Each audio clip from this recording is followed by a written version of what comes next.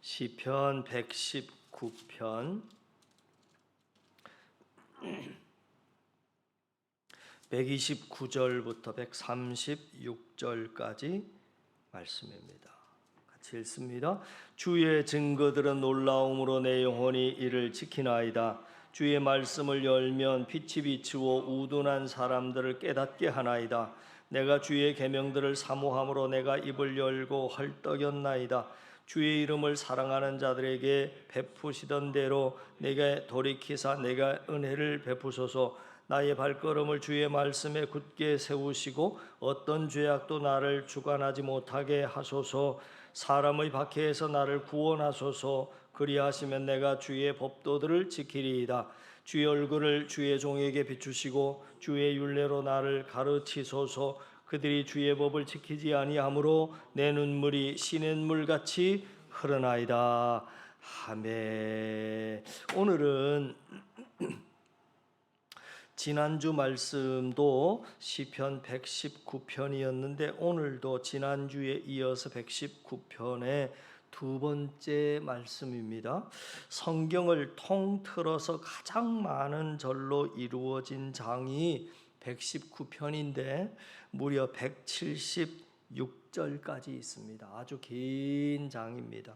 이렇게 말씀의 길이는 굉장히 길지만 그 핵심 내용은 의외로 간단합니다. 그 핵심 내용을 사람마다 다르게 표현할 수 있겠지만 저는 하나님의 말씀에 사로잡힘이다, 이렇게 표현을 하고 싶습니다. 우리는 시편 119편을 보면서 이 시편 기자가 얼마나 하나님의 말씀에 사로잡힌 인생이었는지를 확인할 수 있기 때문입니다.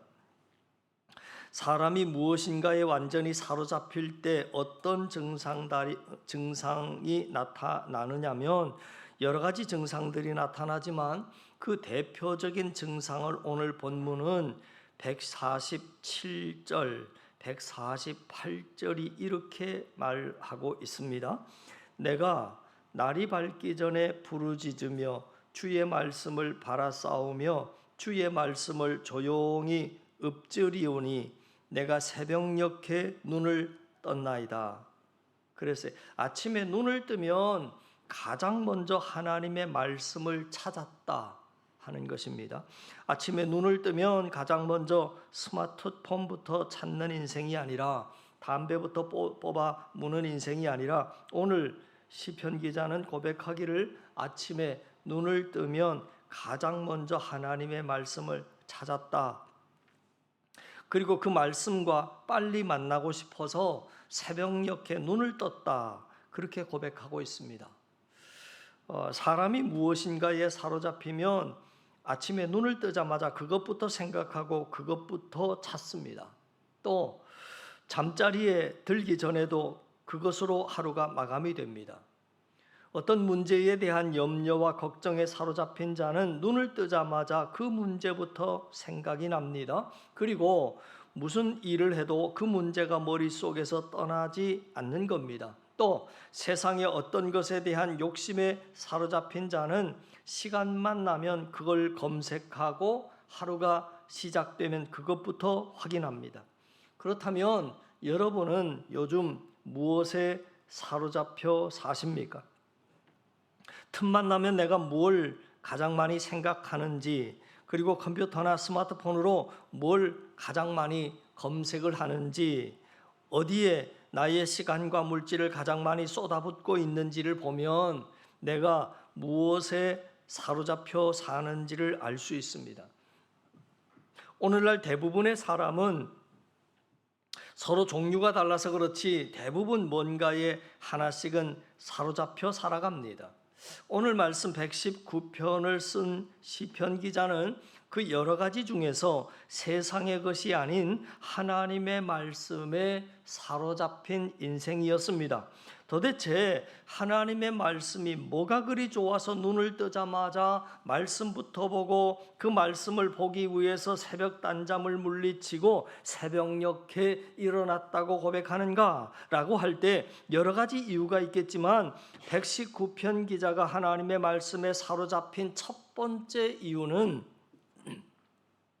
하나님의 말씀 속에 들어있는 그 지혜의 놀라움 때문이라 그렇게 말을 하고 있습니다. 오늘 129절에 보시면 주의 증거들은 놀라움으로 내 영혼이 이를 지키나이다. 그러니까 시편 기자가 고백하기를 내가 말씀에 사로잡힌 이유는 주의 증거가 너무 놀랍기 때문이라 하는 것인데, 그러면 뭐가 그리 놀라웠을까? 바로 그 다음 절 130절에 보시면 주의 말씀을 열면 빛이 비치어 어두운 사람들을 깨닫게 합니다. 그랬어요. 주의 말씀을 열면 거기서 하나님의 지혜의 빛이 나와서 우둔한 사람을 깨닫게 한다 하고 말하고 있습니다. 그래서 시편 기자가 하나님의 말씀에 사로잡힌 이유는 하나님의 말씀인 성경에 하나님의 놀라운 지혜가 들어있기 때문이라 말하고 있는 겁니다. 여러분, 정말 그렇습니다. 하나님의 말씀에 빛이 비추어지면 우둔한 자가 정말 지혜로워집니다. 어느 정도로 지혜로워지느냐? 98절부터 100절 말씀을 한번 보시죠. 98, 99, 100절. 주의 계명들이, 시작. 주의 계명들이 항상 나와 함께 함으로 그것들이 나를 원수보다 지혜롭게 하나이다. 내가 주의 증거들을 늘 읊조리오니 나의 명철함이 나의 모든 스승보다 나으며 주의 법도들을 지킴으로 나의 명철함이 노인보다 나으니이다. 이렇게 고백합니다. 하나님의 말씀이 한 인생을 얼마만큼 지혜롭게 하냐면 방금 고백하기를 원수보다 더 지혜롭게 해서 늘 이기게 하고, 심지어는 스승과 노인보다도 더 지혜롭게 해서 세월의 시행착오를 줄여주고 없애줌을 고백하고 있는 겁니다. 제가 이 대목에서 여러분들에게 질문을 할 테니까 한번 대답해 보시기 바랍니다. 사람을 지혜롭게 만드는 것이 하나님의 말씀이다 라고 말씀을 드렸는데, 그러면 이 말씀에 반대되는 질문입니다. 사람을 제일 어리석게 만드는 것은 무엇이겠습니까? 사람을 가장 지혜롭게 만드는 것은 하나님의 말씀이다. 사람을 제일 어리석게 만드는 건 뭐겠습니까? 그것은 지혜의 반대가 되는 개념이지요. 사람이 이것에 사로잡히는 순간 지혜와는 멀어집니다. 지혜와 상극인 이것은 무엇이겠습니까?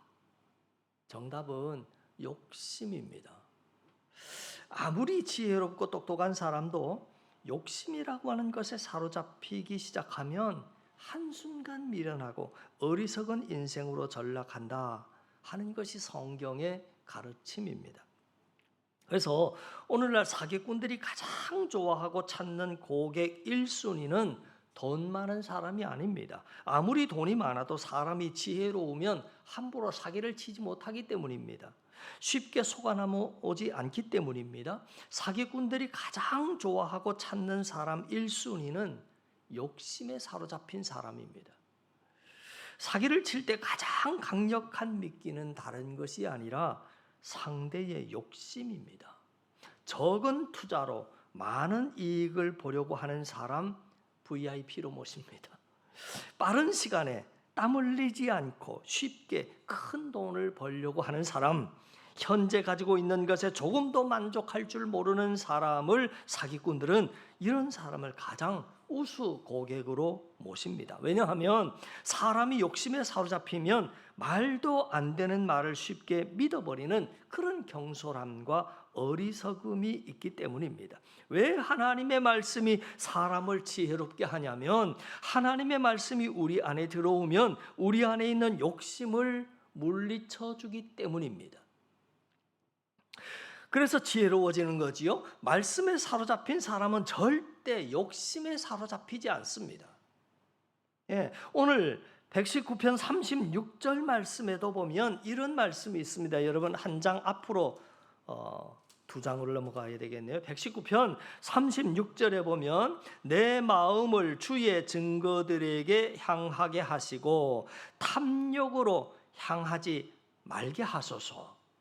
여기서 주의 증거들은 하나님의 말씀을 말합니다. 그 다음 내 마음을 하나님의 말씀으로 향하게 하시고 그 다음에요 탐욕으로 향하지 말게 하소서. 이 고백을 보면 오늘 본문을 쓴 기자는 우리 마음이 하나님으로부터 멀어지면 자연스럽게 탐욕으로 향하게 되어 있다는 것을 알고 있었습니다. 그래서 탐욕을 물리치기 위해서 필사적으로 하나님의 말씀을 붙잡고 있는 모습을 확인할 수 있는 겁니다. 사랑하는 성도 여러분, 우리의 삶을 무너뜨리는 사탄 마귀의 가장 강력한 무기는 뭐냐? 바로 탐욕입니다. 그 탐욕으로 우리의 지혜를 뺏어가고 그 탐욕에 눈이 멀어서 여러 가지 죄를 짓게 만들고 그 탐욕 때문에 항상 기뻐하고 범사에 감사하지 못하게 만들고 늘 근심으로 스스로 자기를 찌르는 그런 힘든 삶을 살게 하는 것입니다. 우리는 119편을 읽으면서 하나님의 말씀에 사로잡힌 인생을 꿈꿔야 할 것입니다. 왜냐하면 하나님의 말씀에 사로잡힐 때만 탐욕으로부터 우리는 자유할 수 있기 때문입니다. 오늘날 많은 하나님의 자녀들이 말씀에 사로잡힌 삶이 아니라 말씀을 마치 스치는 삶을 사는 것 같습니다. 말씀에 사로잡히는 것과 말씀을 스친 것과는 완전히 다른 말이지요. 말씀을 스치는 정도의 만남으로는 탐욕에서 우리는 절대 자유할 수 없습니다. 말씀에 완전히 사로잡혀야 합니다. 마치 나침판이 끝이 항상 N극과 S극을 가리키는 것처럼 우리의 마음과 생각이 완전히 말씀에 사로잡히면 무슨 일을 하고 어디에 있든지 말씀으로 우리의 마음이 향하게 되어 있기 때문이지요. 저는 이것이 중요하다고 생각합니다. 지금 무엇을 하고 있느냐도 중요하지만 사실 더 중요한 것은 지금 내 마음과 생각이 어디로 향해 있느냐가 더 중요합니다. 지금 이 예배의 자리에 함께 앉아는 있지만 마음과 생각은 딴 곳에 가 있는 사람도 있습니다. 그것이 바로 말씀을 스치는 삶이지요. 성경은 그런 사람이 복 있는 사람이라고 말하지 않습니다. 성경이 말하는 복 있는 사람은 시편 1편에 나오는 것처럼 여호와의 율법을 묵상하는 자다, 주야로 묵상한다라고 하는 말은 살짝 스치는 것이 아니라 늘 그걸 바라보며 그걸 달고 살아간다는 말입니다. 주야로 말씀을 묵상한다는 것은 하던 모든 일들을 접고 도서관에 들어가서 하루 종일 책상에 앉아서 성경을 들여다본다라고 말하지 않습니다. 아침에 직장에 출근해서 일을 하지만 그 마음과 생각이 항상 하나님의 말씀을 향해 있으므로 잠깐씩 시간이 날 때마다 성경을 들어보고 틈틈이 하나님의 말씀을 다시 한번 생각해보고 그것을 나지막이 읊조려보고 기도하는 것을 말하는 거죠. 그것이 묵상입니다. 말씀에 사로잡힌다는 것이 그런 것입니다. 그것이 바로 성경이 말하는 복 있는 자입니다. 저는 2024년 한 해 동안 저를 포함한 우리 모든 성도가 하나님의 말씀인 성경에 사로잡힌 인생들이 될 수 있기를 주님의 이름으로 축원합니다. 그래서 그 말씀 안에서 실시간으로 찾아오는 탐욕을 물리치고 참으로 하늘의 지혜를 소유한 지혜로운 인생이 될 수 있기를 주님의 이름으로 축원합니다. 둘째, 시편 119편 기자가 하나님의 말씀에 사로잡힌 이유는 말씀만이 탐욕을 비롯한 모든 죄악을 물리쳐 주기 때문입니다. 다시 말해서 죄에서 우리를 자유케 하는 것이 바로 진리의 말씀밖에 없다라고 하는 것을 깨달은 거지요. 그래서 오늘 본문의 133절 말씀에 보면 이렇게 성경은 기록합니다. 133절입니다. 같이 읽습니다. 시작. 나의 발걸음을 주의 말씀에 굳게 세우시고 어떤 죄악도 나를 주관하지 못하게 하소서. 이 고백을 보면 시편 기자가 뭘 깨달았는지 우리가 알 수 있지요. 시편 기자는 어떤 죄도 나를 주관하지 못하게 하기 위한 유일한 길은 진리의 말씀에 사로잡히는 것이다 라고 하는 것을 알았습니다. 그래서 지금 간절히 기도하기를 자신의 발걸음을 말씀 위에 굳게 세워달라 하고 기도한 것입니다. 사람이 말씀에 사로잡히지 않고 일주일에 한두 시간 혹은 하루에 10분 말씀과 살짝 스쳐 지나가면 그 정도 수준으로는 수백 가지, 수천 가지의 죄악의 유혹을 이길 수 없습니다. 물리칠 수 없습니다. 저는 늘 설교하는 목사 아닙니까? 제가 많은 설교를 그동안 하면서 확실히 깨달은 것 중에 하나는 이것입니다. 목사가 말씀에 사로잡히지 않고서도 얼마든지 설교는 할 수 있구나. 목사가 말씀에 사로잡히지 않고서도 말씀을 스쳐 지나가는 수준으로도 얼마든지 설교할 수 있습니다. 참고 서적 펴놓고 연구하고 분석해서 설교할 수 있습니다. 근데 만약에 목사가 말씀에 사로잡히지 않고 스쳐 지나가는 수준으로 연구를 하고 다른 책 연구 참고하고 분석을 해서 설교를 하면 어떤 일이 벌어지냐면 설교를 하고 강단에서 내려온 지 얼마 안 돼서 또 마음과 생각으로 입술로 죄를 범하는 이중적인 삶을 살게 되는 겁니다. 말씀에 사로잡히지 않으면 목사도 얼마든지 그럴 수 있는데 성도는 볼 것도 없지 않습니까?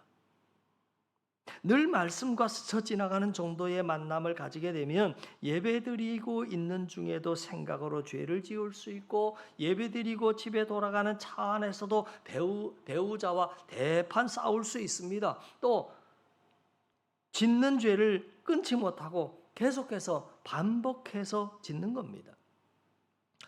2024년이 벌써 절반이 지났습니다. 지난 반년을 여러분 한번 되돌아보세요. 말씀의 태도가 바뀌지 않는 이상 작년에 자주 지었던 죄를 또 계속 짓고 계실 겁니다. 해가 바뀌고 나이가 한 살 더 먹는다고 그 나쁜 습관이, 그 나쁜 죄악이 끊어지는 것이 아닙니다. 과거에 찰스 스펄전 목사님이 설교를 하시던 중에 성도들에게 질문을 하나 했습니다. 저도 여러분들께 질문을 하나 할 테니까 한번 대답해 보시죠. 빈 병을 하나 들고 빈 병을 이렇게 보이시더니 성도들에게 물었습니다. 여러분, 이 빈 병 안에 있는 공기가 가득할 텐데 빈 병 안에 있는 공기를 어떻게 하면 가장 손쉽게 빼낼 수 있을까요? 이렇게 질문을 했습니다. 이 질문을 하시고 잠시 뒤에 옆에 있던 물주전자를 들더니 빈 병에다가 물을 가득 채웠습니다. 그것이 스펄전 목사님이 가르치고자 했던 정답이었습니다. 공기를 빼기 위해서 힘쓰지 말고 새로운 것을 채워 넣으면 채워진 것만큼 공기는 자연스럽게 빠져나간다 하는 가르침이었습니다. 우리 마음속에 있는 5만 가지의 죄가 그렇다 하는 겁니다. 끊어버리지 못하고 있는 그 죄에 여러분 집중하지 마시고 그 죄를 물리칠 수 있는 말씀에 집중하셔야 합니다. 여러분의 마음에 진리의 말씀, 은혜의 말씀이 채워지는 것만큼 죄악은 자연스럽게 빠져나간다 하는 겁니다. 말씀에 사로잡히는 것만큼 죄에서 자유케 될 것입니다. 그러나 여러분이 이 말씀은 가까이 하지 않고 멀리 하면서 그 죄를 끊어야지 100번 1000번 결단해 봐도 그렇게 쉽게 되지 않습니다. 우리를 모든 죄악의 유혹에서 자유케 해줄 수 있는 것은 진리의 말씀밖에 없음을 믿으시기를 바랍니다. 오늘 말씀만이 나를 참으로 지혜롭게 하며 말씀만이 모든 죄악으로부터 나를 자유케 한다 하는 사실을 여러분 깨닫고 여러분이 하나님 앞에 그 기도 제목을 놓고 간절히 기도하며 성경 말씀을 틈틈이 읽어나갈 때 저는 여러분들이 말씀에 사로잡힌 인생이 되리라 믿습니다. 시편 119편 기자가 하나님의 말씀에 사로잡힌 세 번째 이유는 말씀만이 우리에게 참된 위로와 평안을 주기 때문입니다. 165절을 보시죠. 이렇게 나와 있습니다. 165절 시작. 주의 법을 사랑하는 자에게는 큰 평안이 있으니 그들에게 장애물이 없으리이다. 여기 보면 주의 법을 사랑하는 자가 나오는데 이 주의 법을 사랑하는 자가 바로 하나님 말씀에 사로잡힌 자지요. 그런 자에게 반드시 나타나는 증상이 있는데 그게 뭐냐? 더 많은 수입도 아니고 자녀의 합격도 아닙니다. 성경은 말하기를 하나님의 말씀에 사로잡히면 큰 평안이 있을 것이다 라고 말하고 있습니다. 폭풍과 같은 고난 앞에서도 평안을 잃지 않는다는 겁니다. 50절 말씀 보시죠. 이렇게 나왔습니다. 50절. 이 말씀은 나의 고난 중에 위로라. 주의 말씀이 나를 살리셨기 때문입니다. 방금 읽은 말씀처럼 이 하나님의 말씀은 고난 중에 위로라 그랬어요. 고난 중에 위로라. 그 하나님의 말씀이 나를 살리셨다는 겁니다. 잊지 마십시오. 하나님의 말씀에 사로잡힌 것만 우리 안에 실시간으로 찾아오는 염려와 걱정과 절망과 우울함과 분노로부터 자신을 지키는 길이고 하나님의 크신 위로를 경험할 수 있는 길임을 오늘 성경은 우리에게 말해주는 겁니다. 또 우리가 말씀에 사로잡히지 않으면 절대 말씀을 끝까지 순종할 수 없습니다. 그냥 말씀을 그냥 스치는 수준의 신앙생활로는 처음에 말씀을 순종해 보다가 조금 상황이 안 좋아지거나 세상적으로 불이익을 당할 것 같으면 바로 그냥 발을 빼버립니다. 누가 말씀을 끝까지 지키느냐? 말씀에 사로잡힌 자만이 끝까지 지킬 수 있습니다. 여러분 가만히 생각해 보세요. 우리가 왜 하나님의 말씀을 알면서도 잘 순종하지 못할 때가 많습니까? 여러 가지 이유가 있을 수 있겠지만 대표적인 이유가 말씀에 순종하면 세상적으로 손해볼까 봐 그렇습니다. 말씀을 다 지키면 시간적으로도 금전적으로도 손해볼 것 같고 남들이 쓰는 편법도 양심에 찔려서 쉽게 못 쓸 것 같고 또 때로는 그 믿음 때문에 불이익을 감당해야 할 때가 여러분 있기 때문에 그렇습니다. 말씀을 스치는 사람들은 대부분 그런 불이익과 세상적인 손해 앞에서 말씀을 버리고 돈을 택합니다. 말씀을 스치는 사람들은 그런 불이익과 세상의 손해 앞에서 말씀을 버리고 자신의 자리와 안전함을 택합니다. 그러나 하나님의 말씀에 사로잡힌 자는 중간에 어떤 불이익과 고난이 따른다 할지라도 그 말씀을 끝까지 붙들고 지킨다는 거지요. 33절 말씀을 또 보십시다. 이렇게 나왔어요. 앞으로 가시 33절에 여호와여 주의 율례들의 도를 내게 가르치소서 내가 끝까지 지키리이다. 이 고백을 기억하세요. 지금 시편 기자는 외치고 있습니다. 저는 하나님의 말씀에 사로잡힌 자가 돼서 중간에 어떤 불이익과 고난이 따른다 할지라도 하나님의 말씀을 끝까지 지키겠습니다. 한두 번 잠깐 순종해 봤다가 상황이 조금 어려워지면 발 빼버리는 그런 인생이 아니라 그 말씀 끝까지 지키겠습니다 하는 고백입니다. 어떤 성도들은 저에게 이렇게 말합니다. 목사님, 저는 너무 바빠서 말씀에 사로잡힐 여유가 시간이 없습니다. 그러나 그 말은 변명에 불과합니다. 그 논리대로 하자면 정말 바쁜 사람은 어떤 것에도 사로잡히지 않아야 맞습니다. 정말 바쁜 사람은 어떤 중독에도 빠지지 않아야 맞습니다. 그러나 주위를 둘러보면 아실 겁니다. 아무리 바쁜 사람도 뭐 하나에 다 중독이 되어 살아갑니다. 그러면 그 사람들은 뭐 시간과 여유가 있어서 중독이 됐겠습니까?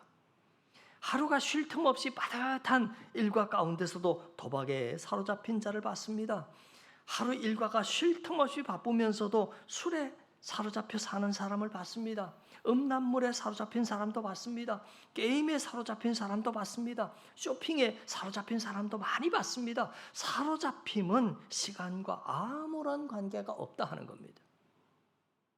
성도가 시간이 많다고 해서 말씀에 사로잡히는 것도 아니고 시간이 부족하다고 말씀에 사로잡힐 수 없는 것도 아닙니다. 전부 다 뭐의 문제냐면 믿음의 문제입니다. 마음의 문제지요. 여러분의 마음이 어디로 향해 있느냐의 문제이지 시간의 문제가 아니다 하는 겁니다. 저를 포함한 우리 모든 성도가 세상의 다른 것이 아니라 하나님의 말씀에 온전히 사로잡힌 바 돼서 그 사로잡힘으로 인해서 탐욕을 물리치고 모든 죄악으로부터 자유케 돼서 하나님의 크신 위로를 경험하고 평안을 잃지 않는 우리 한사랑 성도들 다 되실 수 있기를 주님의 이름으로 간절히 축원합니다. 기도드립니다.